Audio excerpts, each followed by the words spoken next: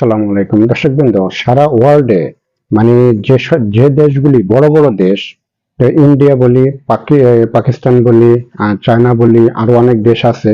তো দক্ষিণ এশিয়ার ভিতরে যে দেশগুলি, তার ভিতরে ভারত, তারা 114টি রাফাল বিমান তারা ফ্রান্সের কাছে থেকে কিনতে যাচ্ছে। অর্থাৎ ভারতের সামরিক বাহিনীটা দক্ষিণ এশিয়ার ভিতরে চায়নার পরেই তারা রয়েছে, এবং কিছু কিছু ক্ষেত্রে কিছু কিছু সামরিক অস্ত্রর ক্ষেত্রে চায়নার চেয়েতে ভারত এগিয়ে রয়েছে। দক্ষিণ এশিয়ার ভিতরে ভারত তার সামরিক শক্তিটা এত বিশাল করতেছে, এবং ভারতের সামরিক বাহিনীতে আহ, ফ্রান্সের থেকে তারা 114টা রাফাল বিমান কিনতে যাচ্ছে। অর্থাৎ ভারতের যে প্রতিরক্ষা মন্ত্রণালয় আছে, সে প্রতিরক্ষা মন্ত্রণালয় তারা এই রাফাল বিমান কেনার জন্য অনুমতি দিয়েছে। 3,970 কোটি ডলারের মতো তাদের খরচ হবে এই রাফাল বিমান কেনার জন্য। তবে ভারত এর আগেও ফ্রান্সের কাছে থেকে রাফাল বিমান আনছে। এর আগেও তারা 30টার মতো বিমান আনছে। টোটাল হলো তাদের চুক্তি সম্ভবত 114টা বিমান, 114টা রাফাল বিমান তারা ফ্রান্সের কাছে থেকে ভারত কিনতেছে।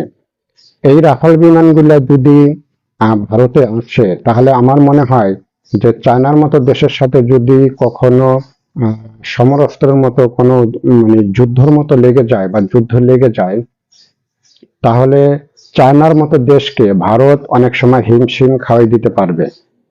চায়নার মতো দেশকে তারা হিমশিম খাওয়াই দিতে পারবে।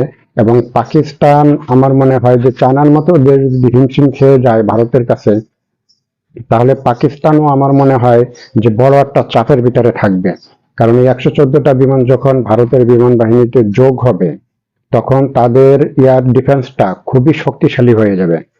মানে এই দক্ষিণ এশিয়ার ভিতরে মানে এদের মতো শক্তিশালী এয়ার ডিফেন্স এই দক্ষিণ এশিয়ার ভিতরে আর থাকবে না।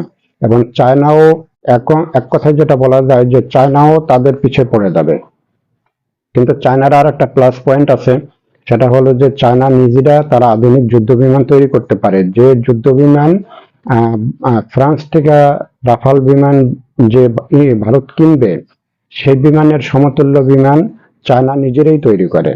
কিন্তু এজন্য চায়নার যুদ্ধ যদি লেগেই যায়, তাহলে চায়নার বিমান কিনতে হবে না, কারণ তারা নিজেরাই উৎপাদন করবে। আর ভারত ওই বিমান যেটা হারাবে, সেটাই ভারতের বহরের থেকে বিমান মানে মাইনাস হতে থাকবে, কারণ তারা সাথে সাথে এই বিমানের যোগানটা দিতে পারবে না। এজন্য চায়নার একদিক দিয়ে যেরকম প্লাস পয়েন্ট, আবার অন্যদিকে ভারতের কিছু কিছু সমরাস্ত্রের দিক দিয়া, সামরিক বাহিনীর যে যুদ্ধ অস্ত্রের দিক দিয়া চায়নার চেয়েতে ভারত অনেক এগিয়ে। তো এই যে সারা পৃথিবীতে যে যুদ্ধ যুদ্ধ যে একটা ভাব, এই ভাবটা আসলে 2025 সালের থেকে এই জিনিসটা একটু বেশি দেখা যাচ্ছে।